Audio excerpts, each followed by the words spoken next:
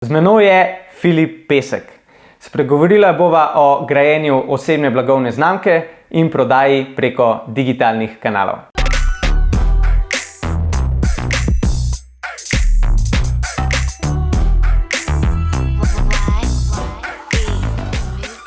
Dober dan in dobrodošla v novi oddaji Point Out Weekly. Danes je z mano Filip Pesek. Živijo, Filip? Živijo. In jaz bi kar rekel, da po mojem te večina naših gledalcev kar pozna. Super, živijo, fajn. Začel si pa, če se ne motim, pred dobrimi 2-3 leti, ko si začel za izobraževanje na temo prodaje, javnega nastopanja, družbenih omrežij. Potem si napisal tudi knjigo Pisma za Leona, imaš podcast Podjetniške skrivnosti. Res je. Pred kratkim pa, če se ne motim, si tudi začel z enim projektom Vitalna voda.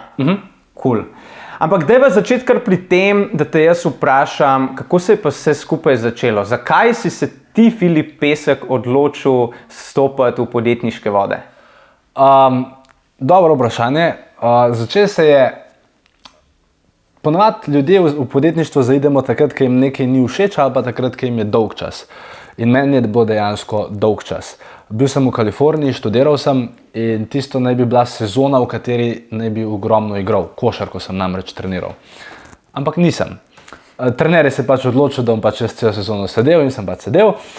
In potem me je klical Stojan, tam enkrat decembra leta 2013, je rekel: Filip, ti lahko meni zrihtal te rdeče Adidas patike. Stojan? Stojan, kolega Stojan iz soigralc.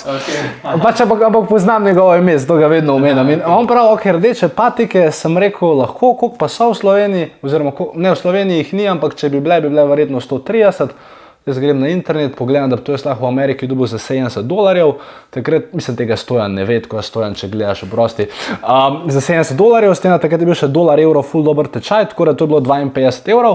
No, vmes je bila moja marža. Sem rekel, Stojan, z veseljem ti pošljem. In potem je kar naenkrat tuno leto, ko sem bil v Kaliforniji, ker mi je bilo dolg čas, sem začel pač čevlje, dajmo temu reči, švercati v Slovenijo. Ni bil glih ne vem kakšen biznis, sem se pa ogromno naučil. In v bistvu takrat so se začele stvari dogajati. Potem po koncu tega leta sem pa pač začel brati knjige od Roberta Kiyosakija, Boba Proctorja in tako naprej. In potem se je začela moja pot nekako v direktni prodaji in potem, ko je to obdobje direktne prodaje šlo, je potem eventualno se razvil brand Filip Pesek. Ok, in ti si takrat pri celka 21 letih naredil ta svoj brand Filip Pesek in začel z izobraževanjem z področja naprej prodaje. Tako. Okay. Kako nekomu, 21-letniku, nekdo pride na izobraževanje in te posluša z področja prodaje 8 ur, kaj ti veš, pod narekovaj en mulc, da enemu 40-letniku tam govoriš o prodaji. Brez izkušenj, razen direktne prodaje, rečemo temu. Tako. Kako ti je to uspelo? Ja, v bistvu, torej grajenje branda Filip Pesek ni bilo, je v bistvu ratalo spontano, zato ker jaz sem v svoji firmi, ki sem delal, ki smo prodajali od vrat do vrat, sem največ prodal. In potem me najprej pač lasten direktor prosil, če lahko jaz bi mal in te tržnikom povedal, kako to meni rata. Pa kar naenkrat se še ena druga firma oglasila, pa druga firma, pač ker so očitno slišali, da dobro prodajam. In potem nekako, meni se je pa polo mesto tudi žaranca posvetila, je Madonna, ne morem jaz to cel cajt zastonj delati, nekaj bo treba zaračunati. In potem dejansko so se tako razvila, potem se še nekako po spletu srečnih okoliščin sem na odru prestal z Alešem Liscem, potem enkrat septembra 2016.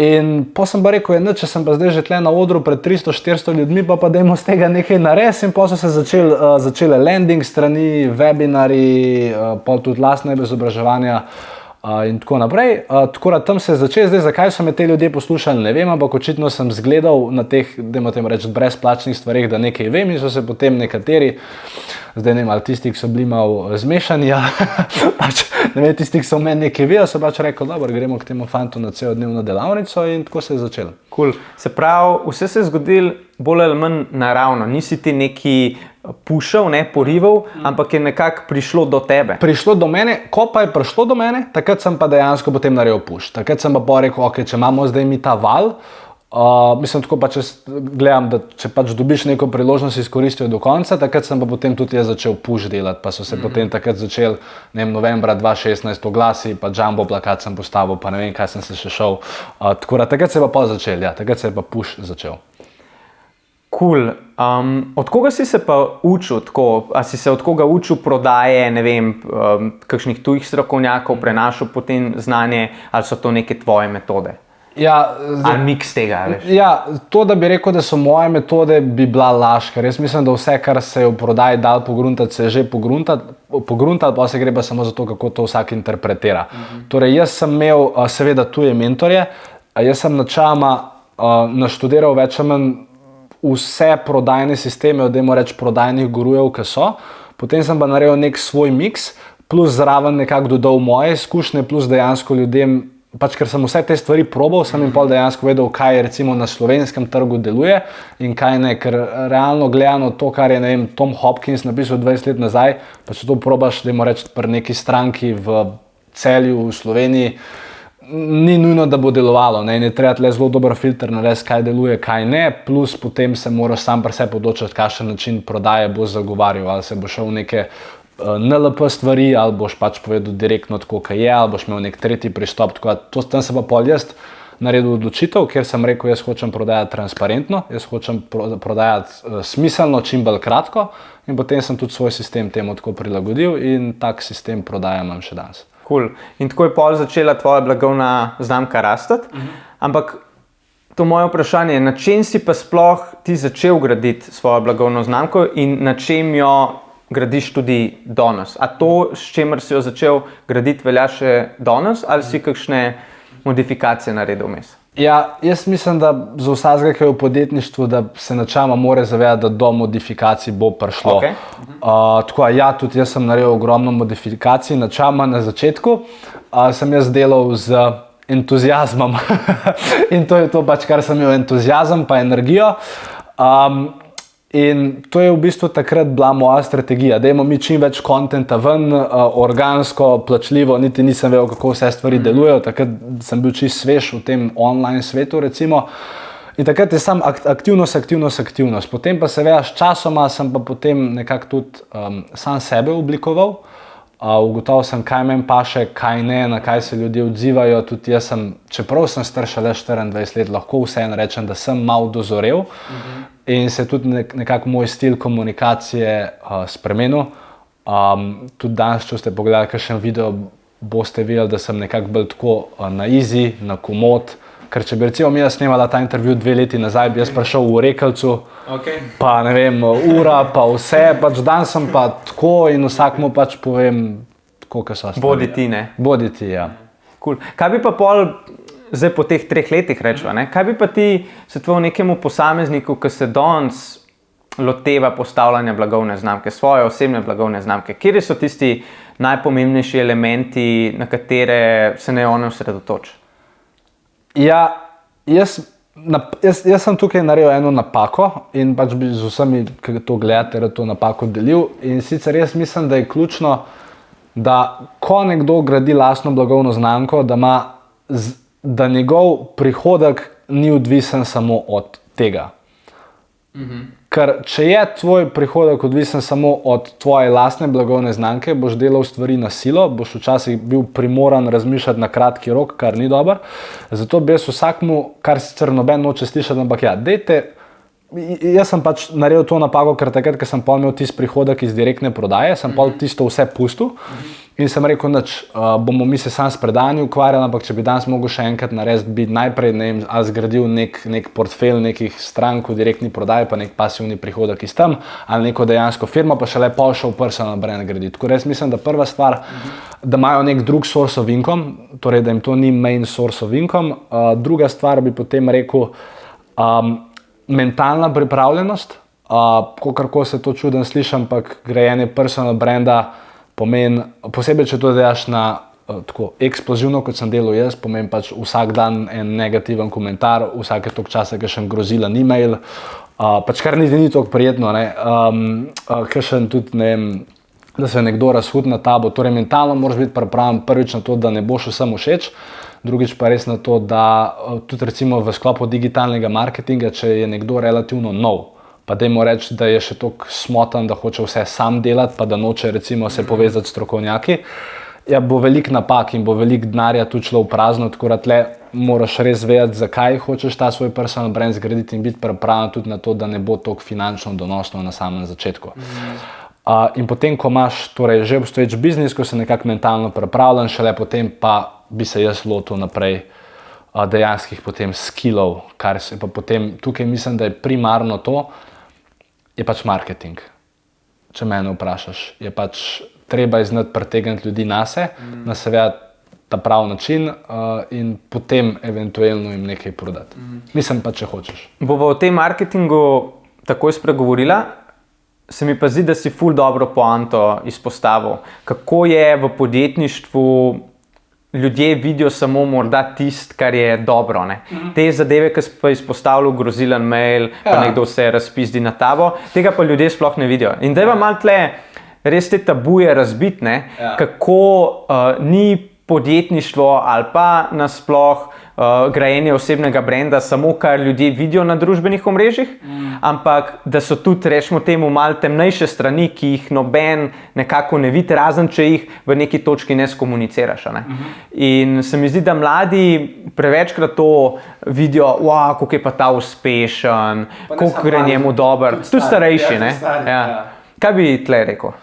Bi se strinjal z mano, kako drugače gledaš na to? Pač problem tukaj nastane, pa saj sem tudi jaz na neki točki bil del tega problema in tle v bistvu pač se moram sam posipati s pepelom in se nekako upravičati. Problem je recimo, ker vsi tisti, ki imate recimo na Facebooku pa Instagramu, dajmo reči, polajkane neke poslovne interese, pomeni, da vas pač zelo pogosto targetirajo ameriški guruji.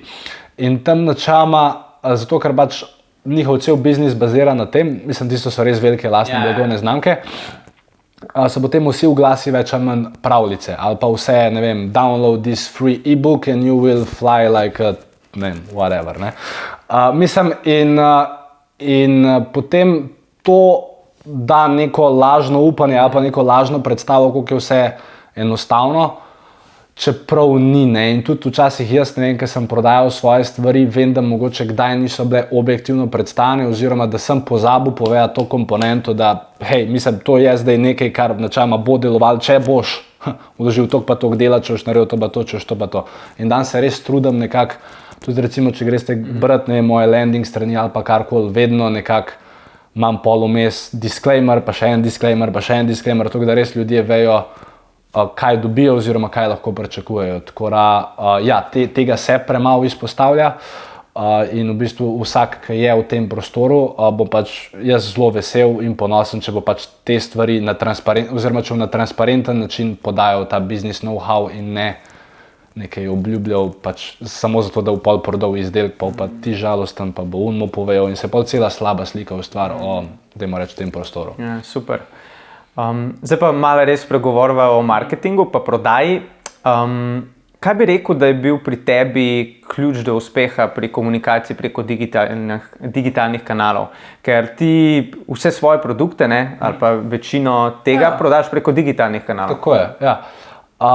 Torej jaz bi rekel, da je bil, torej na neki točki sem mogel narediti nek shift v glavi in začeti gledati na dolgi rok in v bistvu ko enkrat gledaš na dolgi rok, se moraš naučiti graditi assete. Kako se reče asset v slovenščini? Sredstva, mislim, da. Ja, ampak to je zelo slab prevod. Okay. Pač, ampak ja, moraš graditi neke stvari. Temelje? Ja, temelje, tako, dobre temelje. In recimo, eden izmed največjih temeljev, ki je recimo grajenje svoje baze. Zdaj pa tako. Ko rečem grajenje baze, nekateri mislijo, ja, torej moram imeti CRM, pa moram imeti Excel, pa ne vem, bazo e-mail podatkov, ja, to je super in to je tudi en del grajenja baze. Ampak danes na digitalnih kanalih je grajenje baze Facebook Pixel, je grajenje baze, ne vem, pa isti Facebook Pixel potem prek Instagram platforme in tako naprej.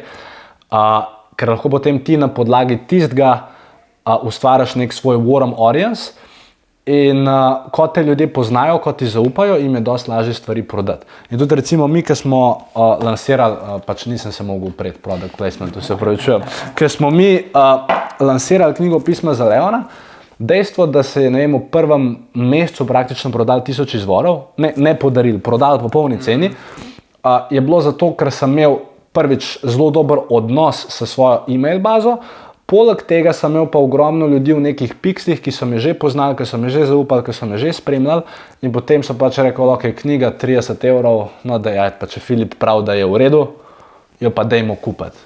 In jaz mislim, da je to predvsem, dajmo reči, da morajo začeti ljudje gledati na ta dolgi rok. Ker to, da ti štartaš v marketplace za sporočilom, hej, mi smo najboljši, mi imamo 20% popust, mi imamo to. Mislim, na kratki rok mogoče še kaj prodal, ampak na dolgi rok vseh ostalih 90 ljudi, 90% ljudi, ki je videl ta oglas, pa ni kliknil, si v tebi mislil, da si butec. Cool. Zdaj, ko si tako izpostavil knjigo, tle je, pa da ne bo tle na naši mizi končala, kaj če jo midva nekomu podariva v oddaji? A si za to? Za 30 €. Kaj? Za 30 €. Ne, da jo podariva nekomu, brezplačno, ne? Čakaj, kjer ga smo, torej danes, maj? Maj, ja, kjer ga smo? November, december, januar, februar, marec. Ok, ne, zaradi računov sem, če lahko podarim knjigo. Zakon o enotni ceni knjige, mi lahko podariva knjigo. Ok, super. Ja. Komu, kako? Ja, kaj če bi tako naredila, da vsi, ki naj jo gledajo, napišejo spodaj v komentar, kera je njihova v zadnjem času najljubša knjiga, ali pa blog, ki ga preberajo, ali pa podcast, ki ga posluša, mogoče tudi tvojega. Ja, ok. Da tako se mogoče malo ustvarimo to bazo znanja, ne? In se lahko tudi drugi vidijo, kaj drugi spremljajo, berejo, tako da imajo tudi naši gledalci malo benefit od tega, ampak vmes pa podariva to knjigo nekomu, ki ga bomo na koncu izžrebali, ki nam bo všeč njegov komentar.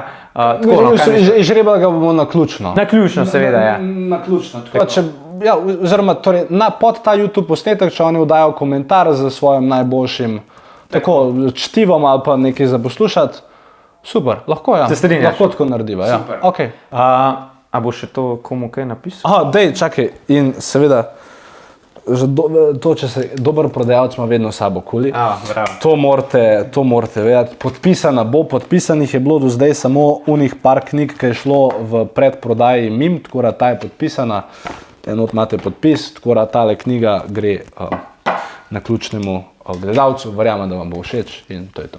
Hudo, zdaj pa kar spodaj s komentarji, midva pa nadaljuje s pogovorom. Ok, tle bi te pa zdaj vprašal, ker si že začel govoriti malo o teh prodajnih taktikah. Kaj pa najbolj deluje z vidika prodaje na digitalnih kanalih? A so to neka priporočila, a je to znižana cena, se pravi pričevanje ostalih? Ok, jaz bi rekel, da gre za kombinacijo vsega. Torej, jaz nekako, če marketing, jaz bom probal čim bolj v globino, tako da bodo gledalci dobili čim več neke vrednosti. Zdaj začne se, torej pač prodaja nekje vstopna točka, ali oni zdaj preberijo e-mail, ali vidijo oglas na social media, ali vidijo neko objavo, ampak kar je bistveno je najprej, da ta objava mora vsebovati nek hook, nekako jih mora potegniti noter, ali je to za prvimi 3 stavki, ki so napisani kot zgodba, ali so to prve 3 stavki, ki so v bistvu vprašanja, v kateri se oni lahko najdejo. Potem na podlagi tega pač razviješ nek hook in potem, ko je ta hook enkrat narejen, seveda potem jih pozoveš k nadaljnjemu koraku, kar bi recimo najbolj smiselno bilo obisk enega landing pagea. Zdaj, ali je na tem landing pageu nek free PDF, ali je nekaj plačljivega, je čisto vseeno, ampak oni morajo imeti, dajmo temu reči, ta hook, ta trnek nekako toliko močno v sebi, da si bodo potem vzeli čas in si dejansko prebrali oziroma pogledali, kaj na tem landing pageu je. In potem na tem landing pageu, seveda od zgoraj navzdol, nekje gor mora biti en compelling headline oziroma en zelo dober naslov. Potem pa seveda zdaj odvisno, lahko je gor video, torej v smislu video sales letterja, lahko je dejanski sales letter, ki je pač napisan.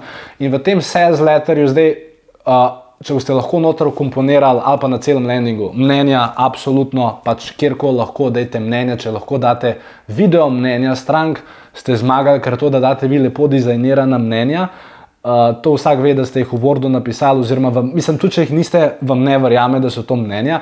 Tako, če greste recimo na spletno stran od knjige, tam so screenshoti e-mailov, pa screenshoti recimo Facebook sporočil, kar sem jaz ugotovil, da dosti bolj proda, tako da testimonial je obvezno. Zdaj, če lahko naredite nek special price, ga dejte, če lahko date zraven neke bonuse, ga dejte, če lahko, ne vem, kaj bi lahko bilo še zraven, če lahko date zraven price guarantee, dejte zraven, ali pa ne vem, nek guarantee, dejte zraven. In pa seveda, čisto odvisno zdaj iz katerega zornega kota, ali ta video oziroma ali ta tekst greš delati, ker pač obstaja potem več teh, sam veš, marketinških moja budilka, zato ker bi mogel se zbuditi zdaj ob 11. Tako da ja, na ta način, ja, tako da, mislim, jaz tle vsakmu pač priporočam, da, mislim, malo se mora vsak vprašati, mislim, v bistvu najlažje štartati tako, da se vsak vpraša, kaj bi lahko bili potencialni izgovori, zaradi česar se ta oseba ali ne bi prijavila ali ne bi kupila. In pol je treba prek spletne strani, prek teksta, prek testimonialov vse te stvari nekako razbiti, tako da se potem njemu zdi popolnoma smiselno, da on to kupi oziroma da on, ne vem, tja klikne ali karkoli že. Se pravi, rekel si ta celosten nastop, ne? Tako, da je vse skupaj povezan. Ampak bi te vsem tukaj malo pobaril pa vprašal, a si imel kakšno taktiko, ki je tako 10-kratni donos ti prinesla? Ali pa bi rekel, ta taktika, prodajna taktika, je pa res ful prodala. Prej si omenil v prvih 2 mesecih, da se je knjiga ful prodala, ne? Ja. Torej, kar jaz opažam, mogoče če ste v drugi branži ne bo, oziroma bo, prek videa mi daleč največ prodamo. Okay. Torej, da je vstopna točka video. Plus, ne bom rekel, da je 10-kratni donos takoj, je pa 10-kratni donos na dolgi rok. Zakaj? Zato, ker če jaz dam ven, ne vem, dajmo temu reči, namest oglasa, ki naj bi nekam pelil, če dam jaz video, ki nekam pelje, torej, ok, zdaj pač unika posledično kupijo, super, ampak hkrati jaz tudi gradim svoj pixel oziroma gradim svoj warm audience in se v bistvu več stvari naenkrat na ta način dela in lahko potem eventualno pač unika, ne vem, so pogledali video do 95%, pa pač niso kupili, lahko retargetiraš z naslednjim videom ali z bolj dejansko pisnim oglasom in tako naprej. Tako da jaz zame res neverjetno delujejo videooglasi, ampak spet zato, ker sem jaz veliko delal na tem, kako jaz gledam prek kamero, pa zato, ker se res pač potrujam pri teh videih in tako naprej. Tako da, ja, jaz bi rekel, da na dolgi rok Filip Pesek brand, predvsem zato, ker je bilo veliko video kontenta in se potem znotraj tega video kontenta ali pa teh video kratkih oglasov potem naredi neka prodaja. Cool. Zdaj, ko si ponovno omenil svoj brand Filip Pesek, bi te proti koncu vprašal, glej, ti si začel naprej z izobraževanji, pa enim, se pravi prodanjem, pa javno nastopanje, dodajo nova izobraževanja, potem tudi naredil online tečaj, pa napisal knjigo, pa začel s coachingom, pa tudi agencijsko malo zdaj delo na trgu. Kaj bi rekel, da je, se pravi, lepo si širil te svoje storitve, ampak kaj pa je tisto bistvo pa smisel tvoje podjetniške miselnosti? Kaj je tvoja podjetniška miselnost? Ok, zdaj, moja podjetniška miselnost je seveda ta, da karkoli že delam, rad ustvarjam z namenom, da pač ali so ljudje bolj srečni, ali so ljudje bolj bogati, oziroma pač marketing in prodaja pač posledično vodi do tega, ali so pa ljudje bolj zdravi. Tudi zato v bistvu smo potem na začetku tega leta naredili nekako, še v bistvu smo razširili vse skupaj na health nišo z vitalno vodo. Tako da ja, nekako to je moja misija, tako da dejansko, pač jaz se zavedam, da ogromno vem, zavedam se, da tudi tisti, ki me radi poslušajo in zdaj, če jim lahko prek teh kanalov delim svoja znanja, oni bodo veliko imeli od tega, če jaz nekaj zaradi tega zaslužil, super, če pa ne bom pa najdu pač drug način, da jaz do denarja prijem, ampak ta komunikacija v bistvu mene to zelo, dajmo temu reči, polni, zelo sem vesel, ker sem z ljudmi v interakciji in ja, to je nekako podjetniška misija, pomagati ljudem do boljšega zdravja, finančnega stanja pa počutja. Hudo. Daj nam pa za konec povej, kaj nas čaka v prihodnosti, kaj pripravljaš? Ok, torej za leto 2019 je načeloma pri meni tako, sicer mogoče to marsikoga šokiralo, ampak Moj fokus dejansko letos je 80% na vitalni vodi, pa 20% na vseh ostalih stvarih. Zato, ker zdaj ta Filip Pesek brand, ko je postavljen, bom sicer dodajal neke nove produkte, zato, ker se pravi, mi pa še na tem področju izobraževati ljudi. Ampak ja, glede na to, da smo zaštartali nov posel v novi niši, bi dejansko 80% fokusa rad dal tja. Tako da spremljajte, pa boste videli, kaj se zgodi. Bodo videli, ne? Ja. Cool. Evo, zdaj, če imajo naši gledalci še zate kakšno vprašanje, ga lahko zapišejo v komentar, ne? Itak. Pa boš na njega odgovoril. Drugač pa, kje tudi lahko ostali stopijo v stik s tabo, mogoče za konec, če še to poveš? Ok, torej, če imate e-mail, lahko napišete e-mail na filip@filipesek.com. Če hočete pa kaj kupiti, super, čestitke, odlična odločitev, pejte pa na www.filipesek.com, pa verjamem, da se boste tam znajdeli, tako da jaz mislim, da je to čist zadost. Super, in s tem pod narekovaji prodajnim sporočilom bi midva tudi zaključila to oddajo, tako da hvala, ker si bil z nama in se vidimo naslednjič. Pa seveda hvala, Filip, ker si prišel v gosta. Hvala tebi, Nejti, za povabilo, super delate in tako delate še naprej, ker tudi vi imate super vsebine in verjamem, da se lahko ljudje iz njih ogromno naučijo. Hvala, Filip. Se vidimo, čao. Čao.